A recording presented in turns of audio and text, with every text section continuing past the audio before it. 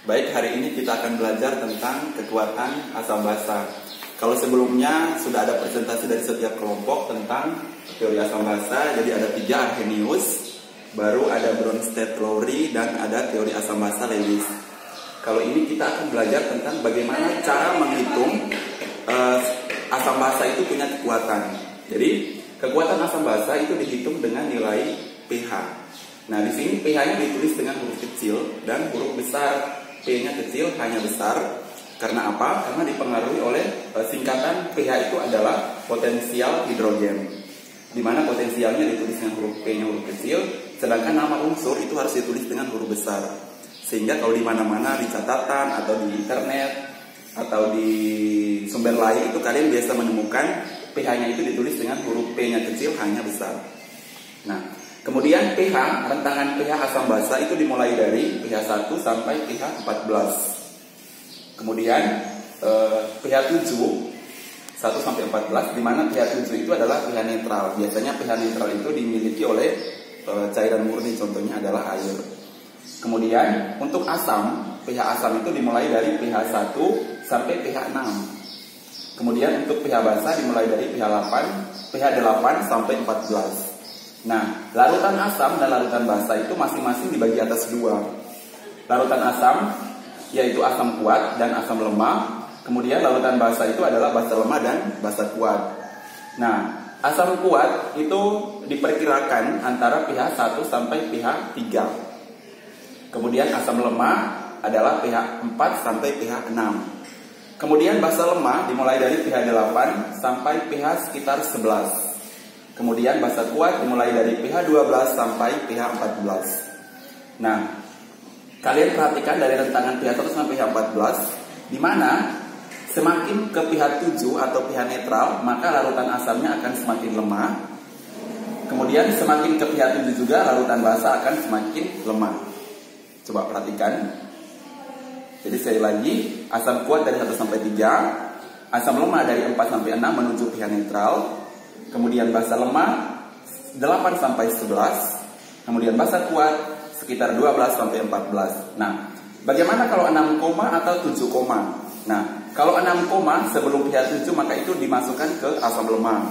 Kemudian setelah pH 7 misalnya 7,001 sampai 8 maka itu dimasukkan ke basa lemah. Selanjutnya, seperti yang tadi saya sudah bilang bahwa asam dibagi atas 2 yaitu asam kuat dan asam lemah. Maka ini dibagi atas 2 rumus. Yang pertama adalah pH asam kuat. Nah, sebelum menghitung pH asam kuat, kita harus menghitung dulu konsentrasi H+. Nah, konsentrasi H+ itu disimbolkan dengan buka kurung siku seperti ini. Nah, kemudian kalau H+ itu kan kalian sudah tahu di Arrhenius, itu kan kalau diuraikan dia harus menghasilkan H+. Nah, rumus konsentrasi H+ itu sama dengan M kali valensi asam.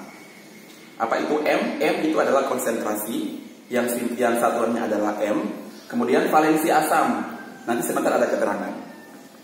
Kemudian setelah menghitung konsentrasi H+, maka kita menghitung pH, potensial hidrogen. Didapat dari minus log konsentrasi H+. Nah, ini logaritma ini bukan sama seperti yang di matematika, tetapi nanti akan dipermudah di pelajaran kimia. Tidak harus kalian hafal sifat-sifat logaritma dan lain sebagainya, tetapi nanti akan dipermudah pakai cara singkatnya. Nah, kemudian yang berikut adalah pH asam lemah. Asam lemah juga sama. Sebelum menghitung pH kita harus menghitung dulu konsentrasi H+. Tetapi di sini konsentrasi H+-nya ada 2 rumus, tergantung soalnya. Nah, konsentrasi H+ yang pertama rumusnya adalah akar Ka dikali M asam. M asam bukan masam. M asam. Atau bisa juga dihitung dengan konsentrasi H+ sama dengan alfa, ini simbol alfa, dikali dengan M asam. Nah, setelah didapat konsentrasi H+, maka dilanjutkan dengan pH yang rumusnya sama dengan asam kuat punya.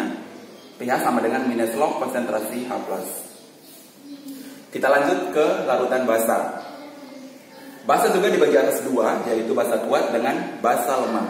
Di mana basa kuat seperti kalian sudah ketahui bahwa menurut Arrhenius, kalau larutan basa itu adalah larutan yang diuraikan dalam air akan menghasilkan ion OH-. Nah, untuk basa kuat, rumusnya adalah konsentrasi OH- sama dengan M kali valensi basa. Kemudian, nah, Kalau larutan asam, setelah cari konsentrasi H+, kita langsung ke pH. Tetapi kalau larutan basa, sebelum ke pH, kita ke POH dulu. Ini POH. Apa itu POH? Potensial hidroksida.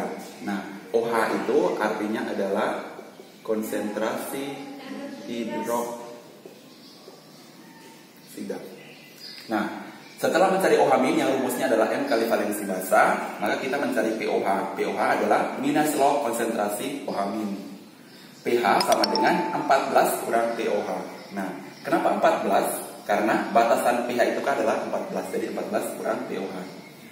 Nah, kemudian yang berikutnya adalah pH basa lemah. Konsentrasi OH- ada dua rumus ya, pH basa lemah. Konsentrasi OH- sama dengan akar Kb kali M basa. Yang keduanya OH- sama dengan alfa kali M basa.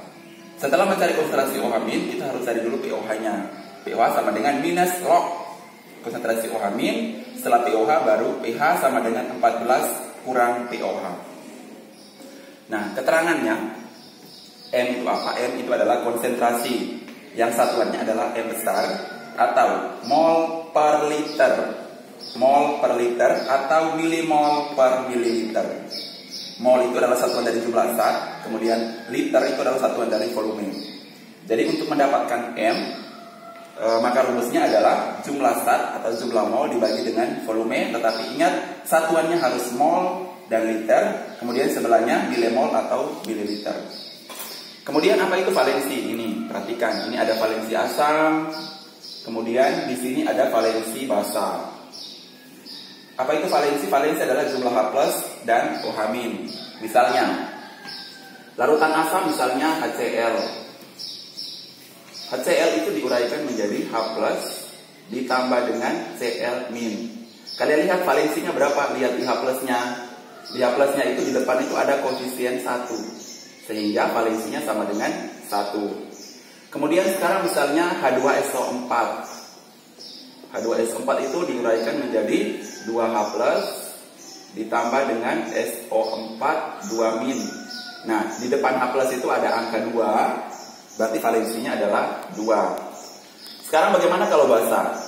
Contoh basa misalnya natrium hidroksida NaOH diuraikan menjadi Na+ ditambah dengan OH-. Ingat, tapi ini saya tidak pakai fase zat, tapi kalau kalian kerja soal harus pakai fase zat, yaitu aqueous. Nah, di sini yang kita lihat adalah OH-nya. Di depan OH- ada angka 1 sehingga valensi basa sama dengan 1. Atau misalnya dari golongan 2A, BaOH 2 kali larutan barium hidroksida itu kalau diuraikan menjadi Ba2+ ditambah dengan 2OH-. Nah, OH- itu koefisiennya adalah 2 sehingga valensi basanya sama dengan 2. Seperti itu. Kemudian apa itu alfa? Alfa itu adalah derajat ionisasi. Ka itu adalah tetapan ionisasi asam, sedangkan Kb adalah tetapan ionisasi basa. Kalian ingat saja di sini A itu asam, B itu basa. Kemudian K itu adalah konstanta. Nah, semua ini baik alfa, Ka maupun Kb itu nanti diketahui di soal. Nah, sekarang bagaimana cara membedakan apakah itu larutan asam kuat atau asam lemah?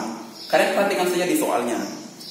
Apabila di soal itu tidak ada Ka dan tidak ada alfa, maka itu adalah asam kuat.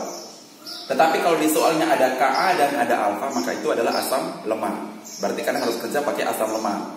Kalau tidak ada Ka dan tidak ada alfa, maka kalian harus mengerjakannya pakai asam kuat. Begitupun juga dengan basa. Kalau misalnya kalian perhatikan di soalnya ada Kb dan ada alfa soalnya, maka itu harus dikerjakan dengan menggunakan pH basa lemah. Tetapi kalau tidak ada Ka, tidak ada Kb dan tidak ada alfa, maka itu harus menggunakan basa kuat. Saya pikir jelasnya perbedaan soalnya. Ingat bahwa kalau ada alfa, ada Ka dan ada Kb, maka itu adalah lemah. Tapi kalau tidak ada Ka, tidak ada Kb, tidak ada alfa, maka itu adalah asam kuat atau basa kuat. Terima kasih.